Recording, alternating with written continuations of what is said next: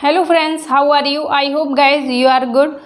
और आप सबका वेलकम है आपके अपने यूट्यूब चैनल एक्सपर्ट ओपिनियन पर। तो आज का हमारा टॉपिक रहेगा बहुब्रीहि समास और तत्पुरुष समास, और इसी के साथ में हमारा समास का कंप्लीट टॉपिक खत्म हो जाएगा, समास हमारा फिनिश हो जाएगा।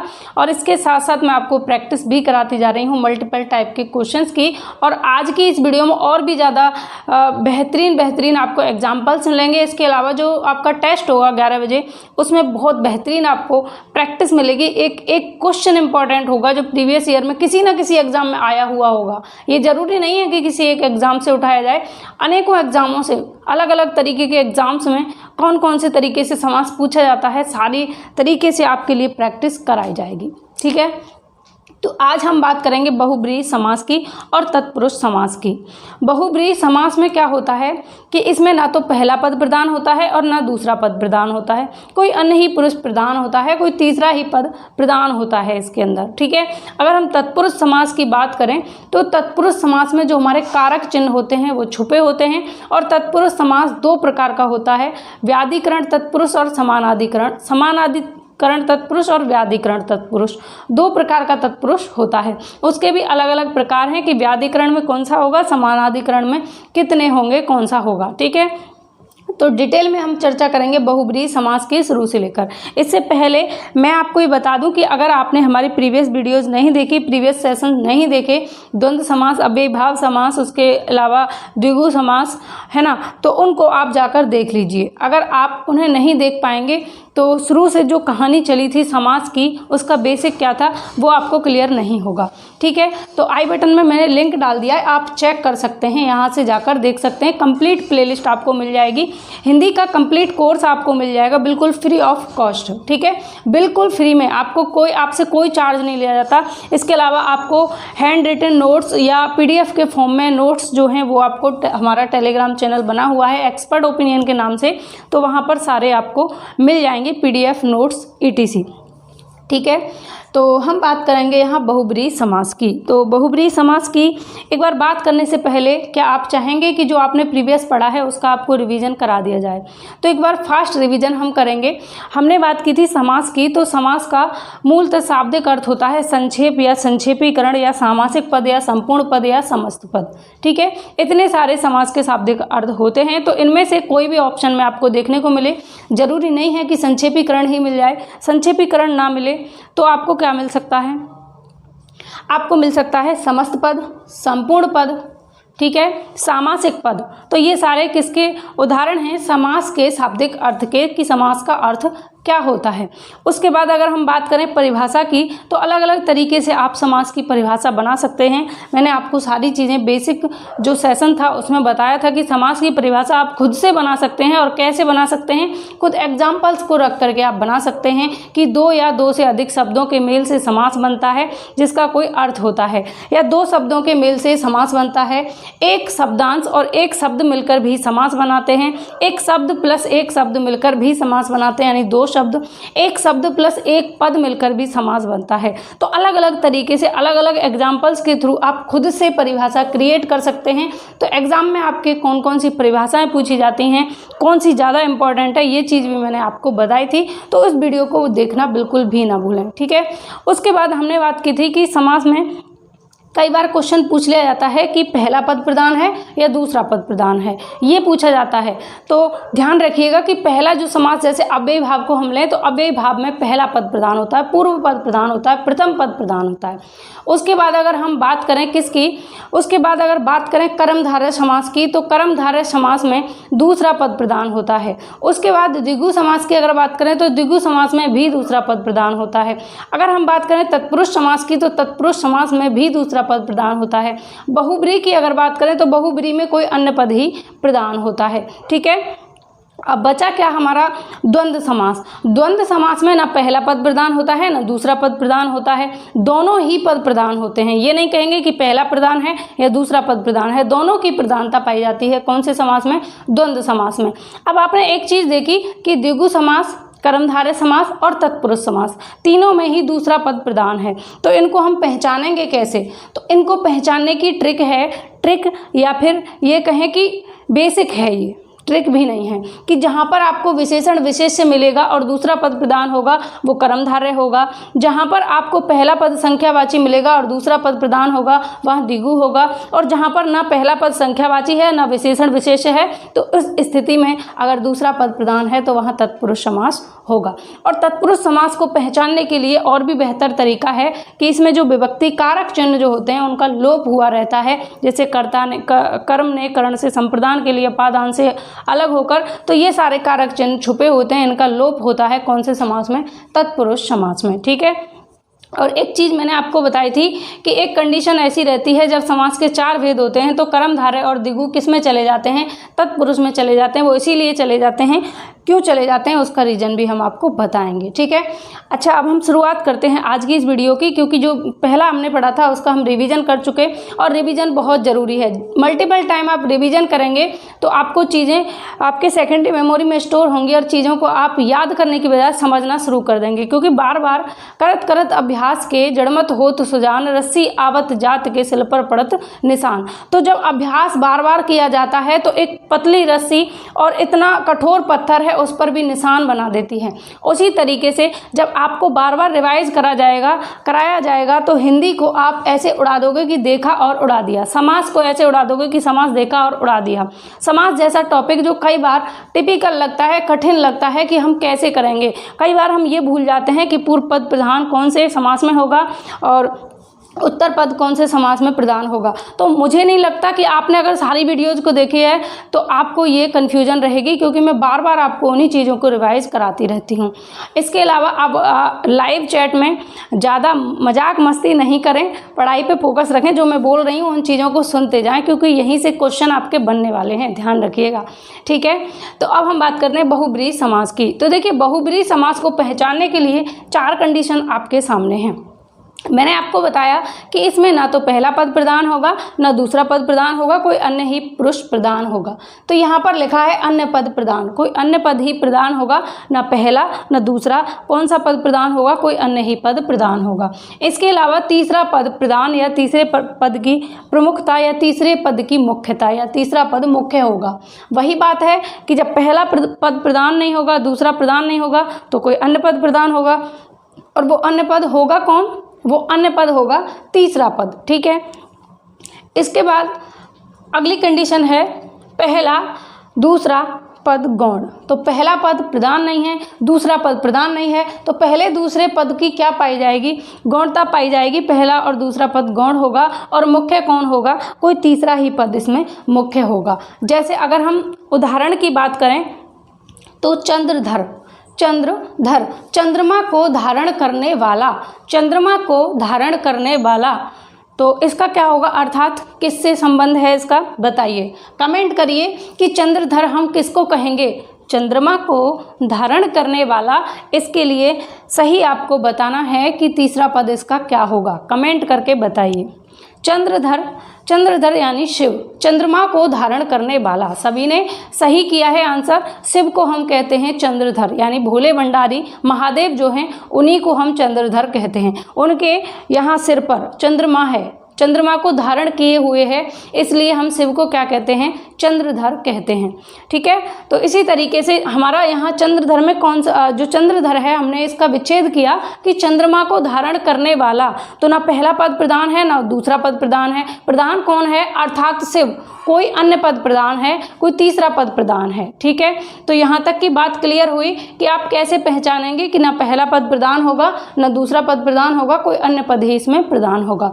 इसके अलावा आपको एक चीज़ ध्यान रखनी है कि सभी पर्यायवाची शब्द, जितने भी पर्यायवाची शब्द होते हैं उनमें मोस्टली बहुब्रीहि समास होता है। अगर पूछ लिया जाए, जैसे आपसे पूछा जाए कि जलज, जलज आपको पता है किसको कहा जाता है, जल से उत्पन्न हुआ है जो, जल से पैदा हुआ है जो, अर्थात क्या कहेंगे हम, कमल को कहेंगे, गुलाब को कहेंगे, कमल को कहेंगे, कमल को किसको, कमल को कहेंगे। कमेंट करके बताइए किसको कहेंगे, जल से पैदा हुआ। जलज किसका पर्यायवाची है, कमल का पर्यायवाची है। किसका पर्यायवाची है, कमल का। तो अगर आपसे पूछा जाए क्या, अगर आपसे पूछ लिया जाए कि जलज, जलज में कौन सा समास होगा, तो जलज में बहुब्रीहि समास होगा। कौन सा समास होगा? बहुब्रीहि समास होगा। जल से पैदा होने वाला या जल से उत्पन्न हुआ है जो, अर्थात क्या होगा? कमल। अर्थात क्या होगा? कमल। तो जलज किसका पर्यायवाची है? कमल का। और जलज में अगर आपसे समास पूछा जाएगा तो बहुब्रीहि समास के साथ में आप जाएंगे। ठीक है, ध्यान रखिएगा। तो पर्यायवाची शब्द जितने भी हैं सभी बहुब्रीहि समास के उदाहरण होते हैं। इसके अलावा मैंने यहाँ पर और भी बहुत सारे एग्जाम्पल्स आपके लिए रखे हैं जो कि बार बार पूछे जाते हैं एग्जाम में। कई बार इनका विच्छेद पूछ लिया जाता है और कई बार सीधा सीधा पूछ लिया जाता है कि इसमें कौन सा समास होगा। तो आइए देख लेते हैं इन सारे एग्जाम्पल्स को, बहुत महत्वपूर्ण हैं। जैसे दशानन, दस हैं आनन जिसके, अर्थात किसको कहेंगे दशानन?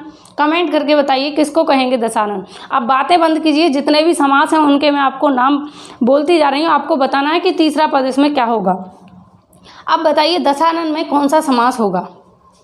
बहुत सही, दशानन में होगा रावण, यानी दस हैं आनन जिसके। समास तो इसमें बहुब्रीहि है, सबको पता है, लेकिन इसका विग्रह कैसे होगा? दस हैं आनन जिसके, अर्थात कौन? रावण। रावण के कितने मुख थे, कितने आनन थे? तो 10 आनन थे, इसलिए हम दशानन के नाम से जानते हैं। अगला है नीलकंठ, इसका समास बताइए इसमें कौन सा होगा और इसका विच्छेद बताइए। विच्छेद, समास तो बहुब्रीहि है लेकिन विच्छेद बताइए, इसका विच्छेद क्या होगा? और तीसरा पद भी बताइए कमेंट करके जल्दी। नीलकंठ, नीला है कंठ जिसका, नीला कंठ किसका है? जल्दी से बताएंगे। नीला है कंठ जिसका, अर्थात कौन होंगे? हमारे भोले भंडारी होंगे, शिव शंकर होंगे। तो नीलकंठ में तीसरा पद क्या होगा? शिव होगा। ठीक है, नीला है कंठ जिसका अर्थात शिव। इसके अलावा अगला है बागांबर, इसको देखिए बागांबर, बागांबर में तीसरा पद क्या होगा? शिव होगा, ये ठीक है, लेकिन इसका विच्छेद होगा, समास विग्रह होगा। बाग हैं अंबर जिसके, बाग है अंबर जिसके, तो किसके वस्त्र हैं? बाग को वस्त्र के रूप में किसने पहना हुआ है?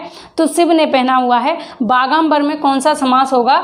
तो यहाँ पर बहुब्रीहि समास होगा, इसका तृतीय पद क्या होगा? शिव होगा। ठीक है, पीतांबर कहते हैं ना, पीले हैं वस्त्र जिसके, बागांबर यानी बाग है वस्त्र जिसका, तो कौन होगा? शिव होंगे। ठीक है, अगला है चंद्रमौली, चंद्रमौली, चंद्रमा है मौली पर जिसके, अर्थात शिव, तो यहाँ पर कौन सा समास होगा? बहुब्रीहि समास होगा। कालदेव, कालदेव में समास बताइए। कालदेव हम किसको कहते हैं? शिव को कहते हैं ना कालदेव।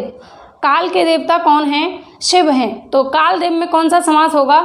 बहुब्रीहि समास होगा। ये सारे शिव के ही एग्जाम्पल हैं यहाँ तक, महादेव तक। अगला है शूलपाणी, त्रिशूल है हाथ में जिसके, यानी शूल है हाथ में जिसके, अर्थात शिव।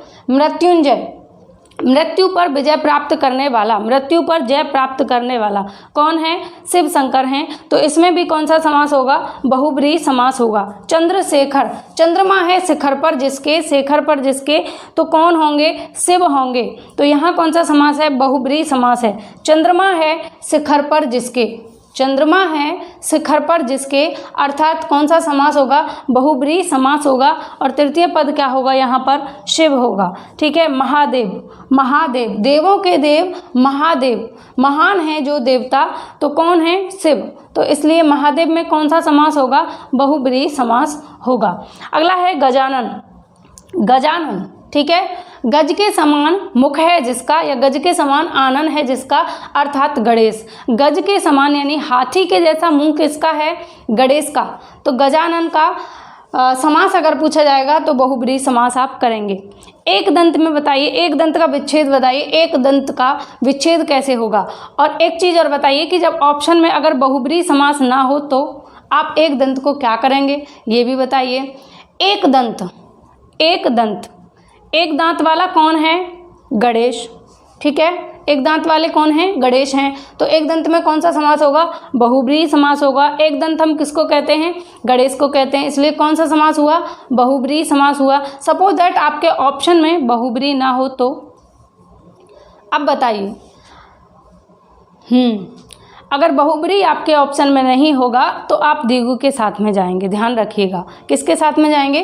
द्विगु के साथ में जाएंगे, क्योंकि एक दंत, एक है दांत जिसका, तो शुरुआत में कैसा शब्द आ रहा है? पहला पद कैसा है? संख्यावाची, एक है दांत जिसका, अर्थात गणेश, तो बहुब्रीहि नहीं है, तो किसके साथ जाएंगे? द्विगु के साथ में आप जाएंगे। अगला है गजोदर, गज के समान उदर है जिसका, यानी गज जैसा उदर है जिसका, गजोदर, उदर मतलब पेट, मोटे पेट वाले हैं ना, लंबोदर, लंबा है उदर जिसका, लंबा है उदर जिसका, गज जैसा उदर है जिसका अर्थात गणेश, लंबोदर, लंबा है उदर जिसका अर्थात गणेश। तो गजोदर और लंबोदर दोनों में कौन सा समास होगा? बहुब्रीहि समास होगा।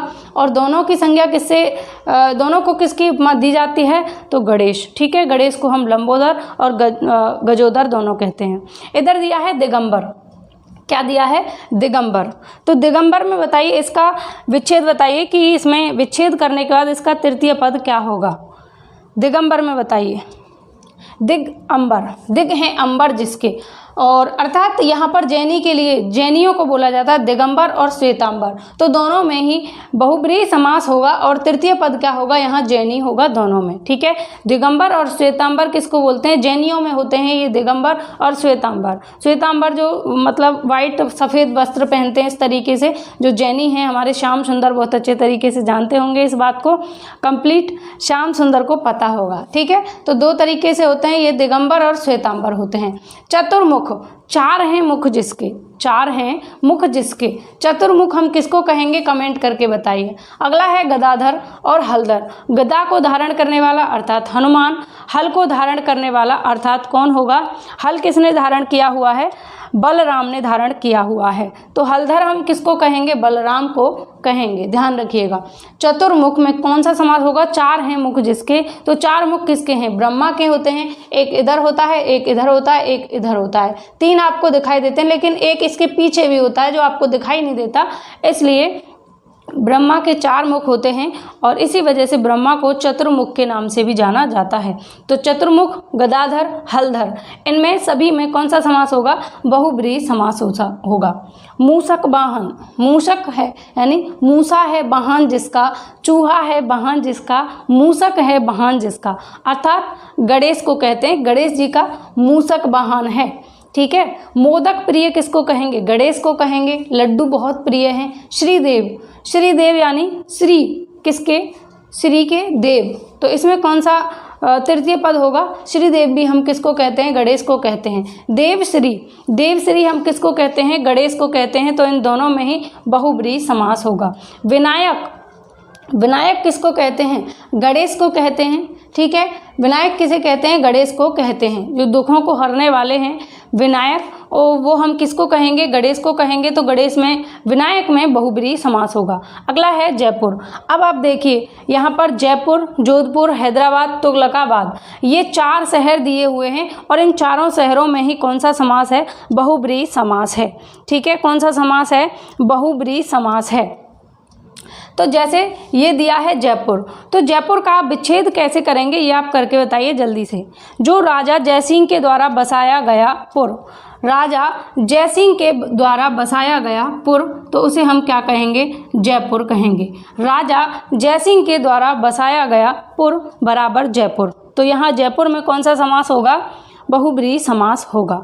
ठीक है, अगला है जोधपुर। तो ये जो जोधपुर है इसको रावजोध ने, कौन है? रावजोध, रावजोध, रावजोध के द्वारा बसाया गया पुर, तो ये कौन सा हो जाएगा? जोधपुर। रावजोध ने बसाया था इसलिए इसका नाम क्या हो गया? जोधपुर हो गया। ये राजा जयसिंह ने बसाया था, किसने? राजा जयसिंह ने बसाया था, इसलिए जयसिंह के द्वारा बसाया गया पुर बराबर जयपुर। राव जोधपुर के द्वारा बसाया गया पुर बराबर जोधपुर। ठीक है, अब है हैदराबाद। हैदराबाद और तुगलकाबाद, हैदराबाद और तुगलकाबाद। तो हैदर अली ने आबाद किया हो जिसे, हैदर अली ने आबाद किया हो जिसे, उसे कहेंगे हैदराबाद। क्या कहेंगे? हैदराबाद। हैदर अली ने आबाद किया हो जिसे बराबर हैदराबाद। ठीक है, उसके बाद में तुगलकाबाद। तो तुगलक ने, ठीक है, कौन है? तुगलक। तुगलकाबाद को किसने आज़ाद किया? राजा तुगलक ने। राजा तुगलक ने आबाद किया हो जिसे, राजा तुगलक, राजा तुगलक ने आबाद किया हो जिसे बराबर क्या हो जाएगा? तुगलकाबाद। ठीक है, तो ध्यान रखिएगा कि जितने भी हमारे शहर होते हैं, नगर होते हैं जो कि बसाए या आबाद किए गए हों, उन सभी में बहुब्रीहि समास होगा। क्या समझ में आया? कि जितने भी हमारे नगर हैं उनको अगर किसी ने बसाया है, आबाद किया है, तो वहाँ पर कौन सा समास होगा? बहुब्रीहि समास होगा। कौन सा समास होगा? बहुब्रीहि समास होगा। इन चारों में मैंने आपको बताया कि जयपुर, जैसे राजा जयसिंह के द्वारा बसाया गया पुर बराबर जयपुर, राजा जोध के द्वारा बसाया गया पुर बराबर जोधपुर, राजा हैदर अली के द्वारा आबाद किया गया, क्या? हैदर अली के द्वारा आबाद किया गया बराबर हैदराबाद। ठीक है, आबाद किया इसलिए क्या हो गया? बाद हो गया। क्या हो गया? बाद हो गया। हैदर क्यों हुआ आगे? क्योंकि हैदर अली ने इसको आबाद किया था। देखिए यहाँ पर संधि भी हो रही है। कैसे? यहाँ देखिए आप, हैदर और फिर उसके बाद क्या है? आबाद। ठीक है, आबाद। अब ये जो रा है, ठीक है, इसमें क्या है? आ, और इस आ को मिलाकर क्या बन गया? बड़ा आ। ठीक है, दीर्घ आ। तो ये दीर्घ आ इस रा को पूरा करेगा, क्योंकि इसमें से आ निकल गया तो ये अधूरा रह गया, तो ये हो जाएगा हैदरा। क्या हो जाएगा? हैदरा। हैदरा और फिर बाद में क्या है? बाद। तो हैदर अली ने आबाद किया हो जिसे बराबर हैदराबाद। उसी तरीके से राजा तुगलक ने आबाद किया हो जिसे, उसका क्या हो जाएगा? तुगलकाबाद। तो ऐसे शहर, ऐसे नगर जिनको किसी ने बसाया है, जिनको किसी ने आबाद किया है, उन सब में कौन सा समास हो जाएगा? बहुब्रीहि समास हो जाएगा। आगे चलते हैं, आगे की कहानी देखते हैं। जैसे वीणा पाणी। वीणा पाणी, वीणा है हाथ में जिसके, वीणा है हाथ में जिसके, अर्थात वीणा पाणी हम किसको कहेंगे? किसके हाथ में वीणा है? तो सरस्वती माँ, माँ शारदे, विद्या की देवी माँ सरस्वती को हम वीणा पाणी कहते हैं। अगला है चक्र पाणी। चक्र है हाथ में जिसके, वीणा मतलब जो वाद्य यंत्र है वीणा, उसको बजाने वाली माँ शारदे के हाथ में है, तो वीणा पाणी हम शारदे को कहेंगे। चक्र पाणी, चक्र है हाथ में जिसके, चक्र किसके हाथ में है? विष्णु के हाथ में है, अर्थात विष्णु। तो कौन सा समास होगा? बहुब्रीहि समास। चंद्रधर, चंद्रमा को धारण करने वाला, अर्थात शिव। अगला है चतुर्भुज, चार हैं भुजाएं जिसके। चतुर्भुज क्या है? चतुर्भुज, चार हैं भुजाएं जिसके। तो चतुर्भुज में तृतीय पद क्या होगा? यहाँ हो जाएगा विष्णु। चतुर्भुज में क्या हो जाएगा?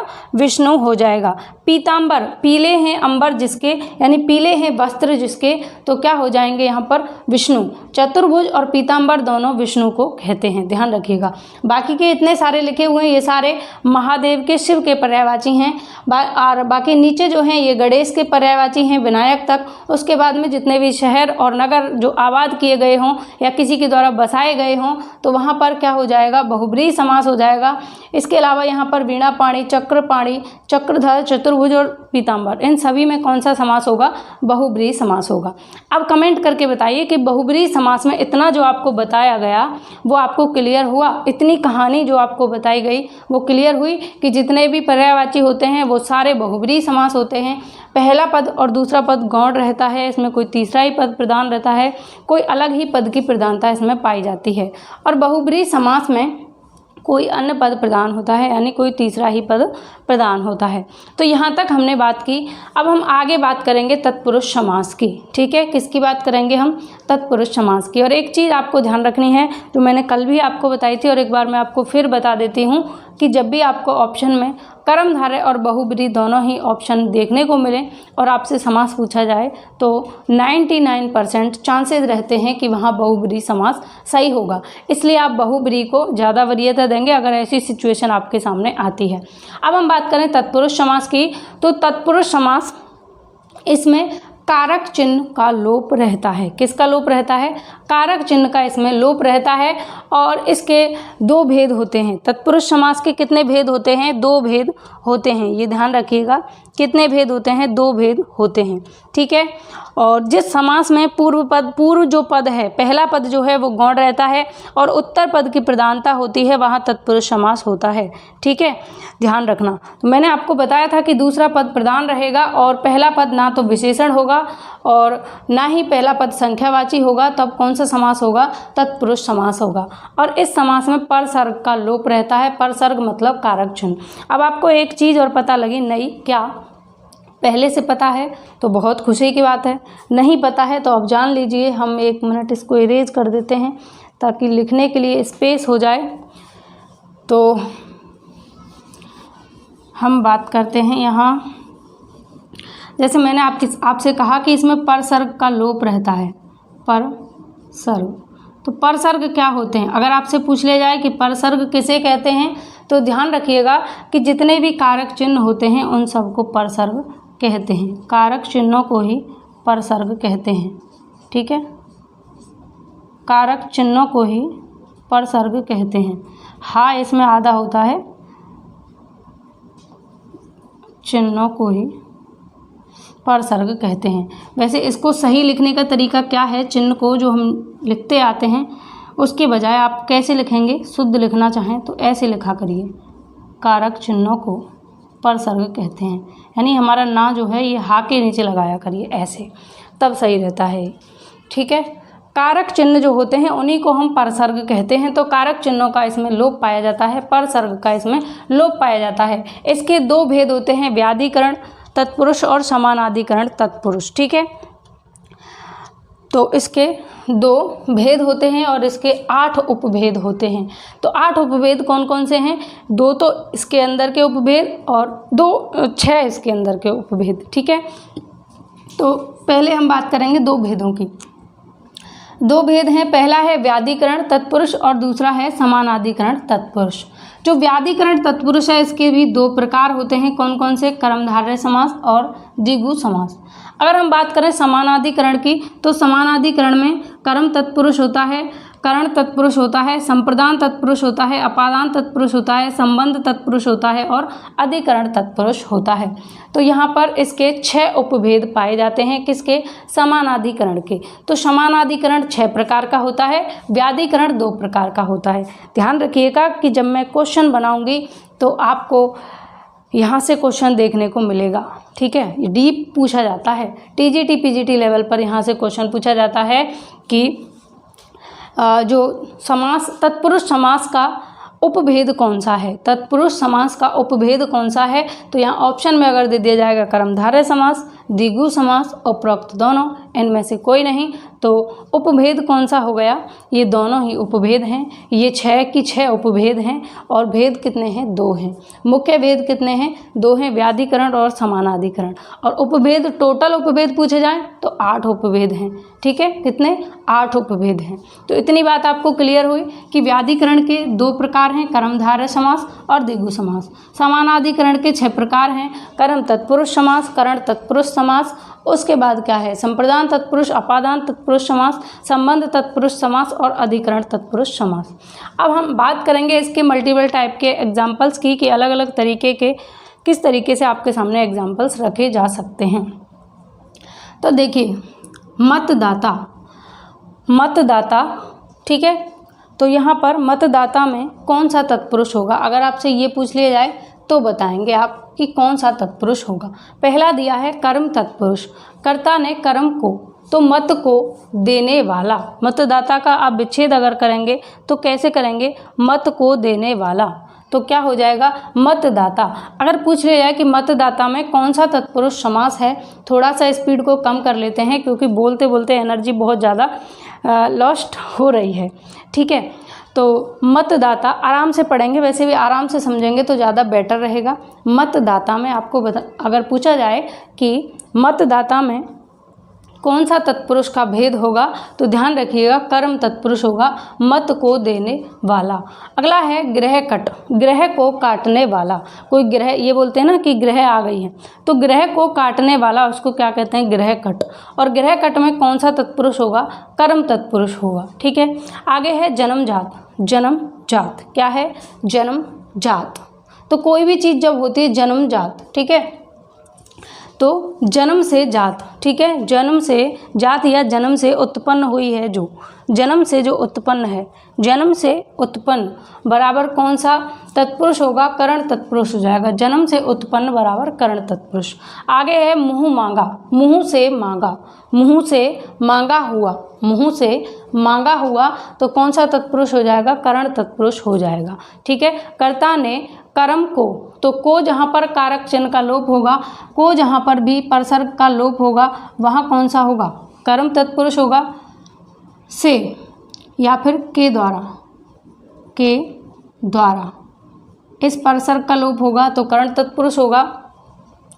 संप्रदान के लिए, तो के लिए परसर्ग का जब लोप होगा तो संप्रदान तत्पुरुष होगा।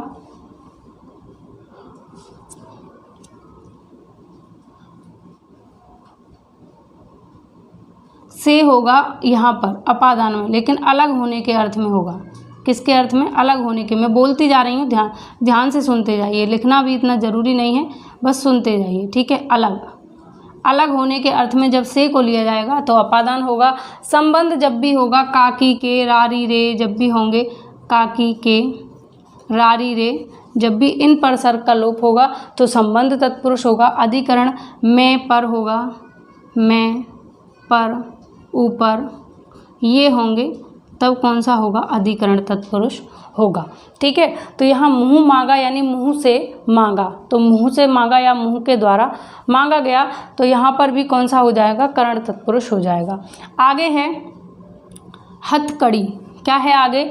हथकड़ी, ठीक है। हाथों के लिए कड़ी, हाथों के लिए कड़ी या हाथ के लिए कड़ी बराबर हथकड़ी, तो कौन सा होगा? संप्रदान तत्पुरुष होगा। सत्याग्रह, सत्य के लिए आग्रह, सत्य के लिए आग्रह, तो संप्रदान तत्पुरुष हो जाएगा, ठीक है। सत्य के लिए आग्रह। विच्छेद भी पूछा जा सकता है आपसे कि हथकड़ी का सही संधि विच्छेद क्या होगा, तो हाथ के लिए कड़ी बराबर हथकड़ी। सत्याग्रह, सत्य के लिए आग्रह बराबर सत्याग्रह, ठीक है। धनहीन, धन से हीन, धन से हीन यानी यहाँ पर अब अलग होने के अर्थ में हो रहा है कि धन से हीन, ये कोई व्यक्ति है जो धन से हीन है यानी धन से अलग है, जिसके पास धन नहीं है, तो धनहीन में कौन सा समास हो जाएगा? अपादान तत्पुरुष समास हो जाएगा। भयभीत, भय से भीत यानी भय से डरा हुआ है, भय से भीत है, तो भयभीत में कौन सा समास होगा? अपादान तत्पुरुष समास हो जाएगा, ठीक है। जब हमने कारक के बारे में चर्चा की थी तो आपको ये बताया था कि जो अपादान कारक है इसको सिर्फ आप अलग होने के अर्थ में ही न लें, इसके अलावा भी इसकी और भी बहुत सारी कंडीशंस होती हैं अपादान तत्पुरुष की, तो ध्यान रखिएगा, इसकी बहुत सारी कंडीशंस हैं। आपने अगर कारक वाली वीडियो को नहीं देखा तो आई बटन में पूरी प्लेलिस्ट की लिंक है, इसको चेक करके और जो जो टॉपिक्स जिनमें आपको प्रॉब्लम है उनको सारे टॉपिक को आप देख सकते हैं। बिल्कुल फ्री ऑफ कॉस्ट आपको कंप्लीट कोर्स प्रोवाइड किया गया है। ऐसा कंटेंट, इतना बेहतर डेटा आपको रियल में, ये बात है कि आपको फ्री में कहीं पे नहीं मिलेगा, तो इसका फ़ायदा उठाइए, इसका यूज़ कीजिए। बस आपसे यही कहना है कि इसका ज़्यादा से ज़्यादा यूज़ कीजिए, जो आपको बिल्कुल फ्री ऑफ कॉस्ट प्रोवाइड किया जा रहा है। तो टाइम को अच्छी जगह लगाइए। कई बार क्या होता है कि हम अपने किसी फ्रेंड से बात करने लग जाते हैं, कोई हमारी सहेली है, सहेला है, जो भी है, ठीक है, तो सहेली सहेलाओं से जब आप बात करने लगते हैं तो 1 घंटा कब निकल जाता है कुछ पता नहीं लगता।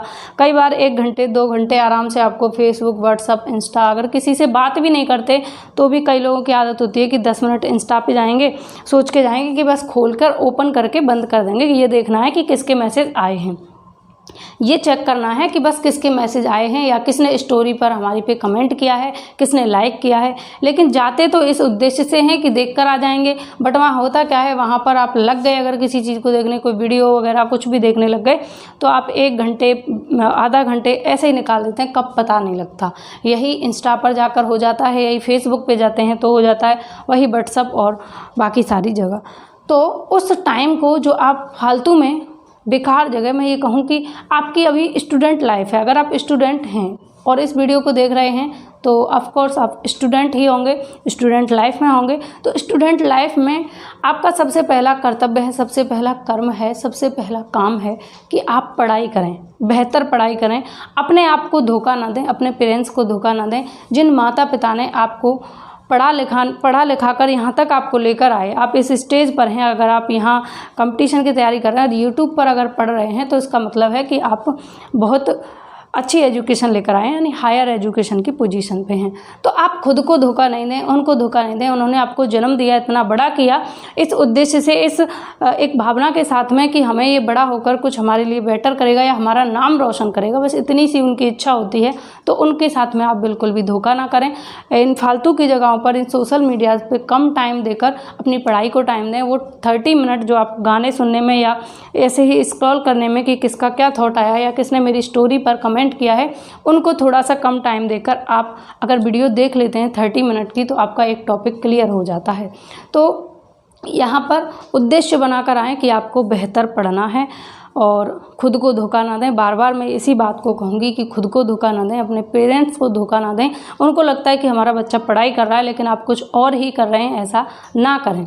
बाकी के काम भी इम्पोर्टेंट है, मैं ये नहीं कहती कि लाइफ है इसको एंजॉय ना करें, बस किताबों में ही पूरा घुस जाएं।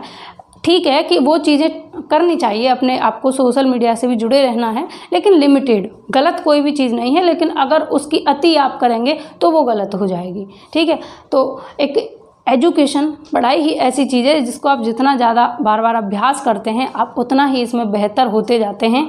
करत करत अभ्यास के जड़मत होत सुजान, इसमें बेहतर होते हैं आप। तो ज़्यादा से ज़्यादा पढ़ाई कीजिए और जो चीज़ें आपको फ्री ऑफ कॉस्ट मिल रही हैं उनका फ़ायदा उठाइए। आज के टाइम में आपके लिए इतनी अपॉर्चुनिटीज़ हैं कि आप घर बैठे बेहतर स्टडी कर सकते हैं, बेहतर पढ़ाई कर सकते हैं। पहले ये सारी अपॉर्चुनिटीज़ नहीं थी, तब भी लोग अपने देश का नाम रोशन करते थे, अपने माता पिता का नाम रोशन करते थे। आज तो आपके पास में बहुत सारी सुविधाएं हैं, आपके पास में इतनी सारी सुविधाएं हैं कि आप घर बैठे और बहुत कुछ हासिल कर सकते हैं। ऐसा कोई भी एग्ज़ाम नहीं है जिसकी तैयारी आप घर बैठे ना कर सकें। बहुत ज़्यादा आपके लिए अपॉर्चुनिटीज़ दी गई हैं, उनका फ़ायदा उठाइए। ठीक है, आगे चलते हैं हम प्रेम सागर। प्रेम सागर की हम बात करेंगे तो हम किस पे चल रहे हैं? संबंध पर। प्रेम का सागर, प्रेम का सागर। तो प्रेम सागर में कौन सा समास होगा?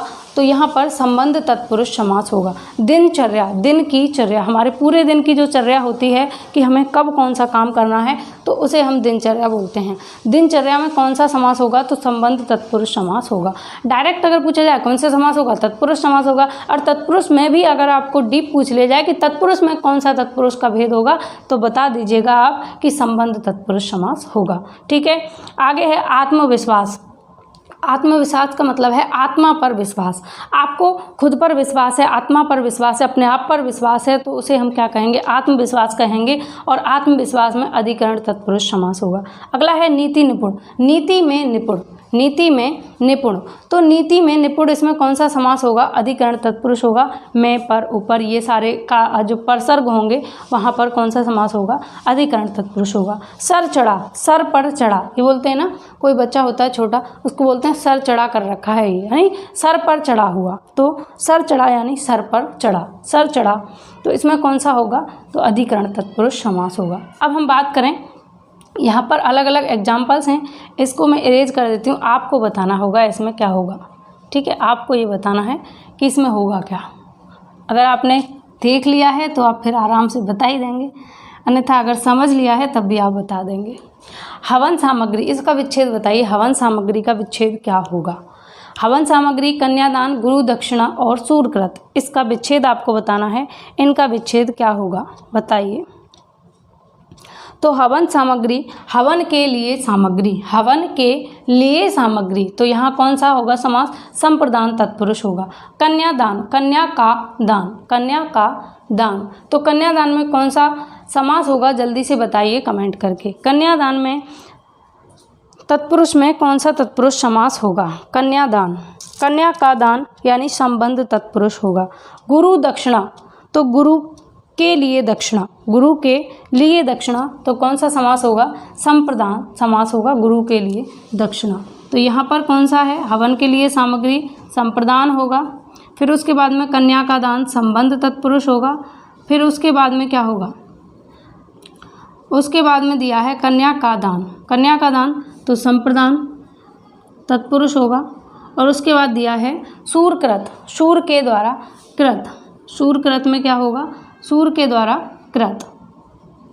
तो इसमें भी क्या हो जाएगा? सूर्य के द्वारा कृत या सूर्य से कृत, यानी सूरदास ने जिसकी रचना की है सूर्य के द्वारा कृत, तो इसमें भी कौन सा हो जाएगा? संप्रदान तत्पुरुष हो जाएगा। ठीक है, तो इतनी बात आपको क्लियर हुई। यहाँ तक की जो कहानी थी कि तत्पुरुष समास के 2 भेद होते हैं और 8 उपभेद होते हैं। 2 भेद जो हैं वो कौन कौन से हैं? व्याधिकरण और समानाधिकरण। व्याधिकरण जो है इसके 2 भेद, 2 प्रकार और हैं। कौन कौन से? कर्मधारय और दिगु। समानाधिकरण जो है इसके 6 प्रकार और हैं या 6 उपभेद और हैं। कौन कौन से? कर्म तत्पुरुष, उसके बाद में करण तत्पुरुष, संप्रदान तत्पुरुष, अपादान तत्पुरुष, संबंध तत्पुरुष, अधिकरण तत्पुरुष। इसमें संबोधन और प्रथमा को दोनों को हटाया गया है, ध्यान रखिएगा। 6 ही उपभेद होते हैं, 6 ही प्रकार होते हैं समानाधिकरण तत्पुरुष के। ठीक है, इसके अलावा एग्जाम्पल्स आपके सामने हैं और इनको आप समझ पाए होंगे। जो अलग अलग तरीके से मैंने आपके सामने एक एक कारक चिन्ह को लेकर, एक एक परसर्ग को लेकर, एक एक जो समानाधिकरण तत्पुरुष समास है इसके एक एक प्रकार को लेकर, एक एक भेद को लेकर यहाँ पर एग्जाम्पल्स रखे। मतदाता, तो मत को देने वाला या मत का दान करने वाला। ग्रह को काटने वाला। उसके बाद जन्मजात, जन्म से उत्पन्न, यानी जन्म से जो उत्पन्न, ऐसे कहते हैं ना कि बच्चे में भाषा अर्जन करने की जन्मजात शक्ति होती है, यानी जन्म से ही उत्पन्न होती है भाषा अर्जन की शक्ति बच्चे के अंदर। ये बात किसने कही कि बच्चे के अंदर भाषा अर्जन की जन्मजात शक्ति होती है, या भाषा अर्जन की जन्मजात शक्ति के साथ में बच्चा पैदा होता है? ये कमेंट करके बताइए, ये बात किसने कही? कमेंट करके बताइए ये बात किसने कही। सभी लोग कमेंट करेंगे कि इसका आंसर क्या होगा। उसके बाद मुँह मांगा, मुँह से मांगा। हथकड़ी, हाथ के लिए कड़ी, हाथ के लिए कड़ी। सत्याग्रह, सत्य के लिए आग्रह। धनहीन, धन से हीन। उसके बाद है भयभीत, भय से भीत। प्रेम सागर, प्रेम का सागर। प्रेम सागर यानी प्रेम का सागर। दिनचर्या यानी दिन की चर्या। उसके बाद है आत्मविश्वास यानी आत्मा पर विश्वास। नीति में निपुण, सर चढ़ा, सर पर चढ़ा। हवन सामग्री, हवन के लिए सामग्री। कन्यादान, कन्या का दान। गुरु दक्षिणा, गुरु के लिए दक्षिणा। सूर्यकृत, सूर्य के द्वारा कृत। अब देखिए ये जो कन्यादान है इसको मैंने कई बार कराया है, मल्टीपल टाइम में आपको रिवाइज कराती रहती हूँ, लेकिन इसमें फिर भी कई लोग गलती करते हैं। तो जो अगर इस वीडियो को आप देख लेंगे तो आपको समझ में आएगा कि कन्या के लिए दान नहीं होता, कन्या का दान होता है। आज कल भी जो हिंदी की आपके लिए टेस्ट दिया था उसमें भी बहुत लोगों ने, जो नए आते हैं वो मिस्टेक करते हैं। तो उन नए लोगों से मेरी रिक्वेस्ट है कि वीडियोज़ एक बार ज़रूर देखें और उसके बाद में टेस्ट दिया करें, ताकि आपको बेहतर क्लियर हो और आप अपना अच्छा स्कोर भी लेकर आएँ। क्योंकि कोई कितना भी कहे कि हमें स्कोर से फ़र्क नहीं पड़ता, रियल बात यह है कि जब आप टॉप पर आते हैं तो इंटरनल मोटिवेशन आपको मिलता है और फिर आप और ज़्यादा बेहतर करने का प्रयास करते हैं। कि मोटिवेशन है, जब तक मोटिवेशन नहीं मिलेगा तब तक आप आगे के लिए अग्रसर नहीं होंगे। तो मोटिवेशन ज़रूरी है। तो हो सकता है वो टॉप पर आने पर ही मोटिवेशन मिल जाए और आप और ज़्यादा बेहतर करें। इसलिए वीडियो एक बार ज़रूर देखें, एक बार चैनल को ज़रूर विजिट करें। ठीक है, इसका रिवीजन मैं आपको करा ही चुकी हूँ और एक बार फिर से देख लीजिए। अन्य पद प्रधान होगा, तीसरा पद प्रमुख होगा, पहला दूसरा गौण होगा और जितने भी पर्यायवाची शब्द होंगे वो सारे बहुब्रीहि समास के उदाहरण होंगे। दशानन, नीलकंठ, बागांबर, एकदंत, चंद्रमौली, कालदेव, शूलपाणी या मृत्युंजय, इन सब में कौन सा समास है? बहुब्रीहि समास होगा। चंद्रशेखर, महादेव, गजानन, एकदंत, लंबोदर, गजोदर, इन सब में बहुब्रीहि समास होगा। मूषक वाहन, श्रीदेव, देवश्री, विनायक। और इसके अलावा क्या लिखा है? विनायक के बाद में जयपुर, जोधपुर, हैदराबाद, तुगलकाबाद, जितने भी शहर नगर जिनको किसी ने बसाया है, आबाद किया है, उन सब में बहुब्रीहि समास होगा। वीणापाणी, चक्रपाणी, चंद्रधर, चतुर्मुख, और इन सब में भी बहुब्रीहि समास होगा। ठीक है, तो ध्यान रखिएगा। तो ये वीडियो आपको कैसी लगी कमेंट करके मुझे अभी बताएं कैसी लगी, और इनबॉक्स में ये लाइव चैट के बाद में इनबॉक्स में एक प्यारा सा मैसेज, प्यारा सा कमेंट ज़रूर छोड़ के जाएं, जिसको देखकर मुझे मोटिवेशन मिलता है और मैं और आपके लिए और भी ज़्यादा बेहतर करने का प्रयास करती हूँ। तो फ्रेंड्स, इतनी बात आपको क्लियर हुई। अगर इससे रिलेटेड कोई भी क्वेश्चन, कोई भी क्वेरी हो तो कमेंट करके ज़रूर बताएँ। और 11 बजे होने वाले टेस्ट में ज़्यादा से ज़्यादा संख्या में प्रतिभाग करें, पार्टिसिपेट करें और अपनी तैयारी को आंकें कि आपने जो यहाँ पर पढ़ा वो आपको कितना तैयार हुआ है आपका, उसको टेस्ट करके ज़रूर देखें। तो चलिए मिलते हैं हम अगली वीडियो में। आज के लिए बस इतना ही। तब तक के लिए आप अपना ख्याल रखें, घर पर रहें, सुरक्षित रहें।